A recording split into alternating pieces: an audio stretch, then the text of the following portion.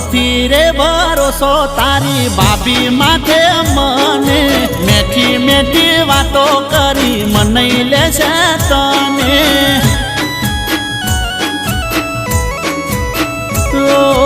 એક દાડો ધમકાવતી થી ફોન કરીને મને મારા વિશે ખોટે ખોટી વાતો કરશે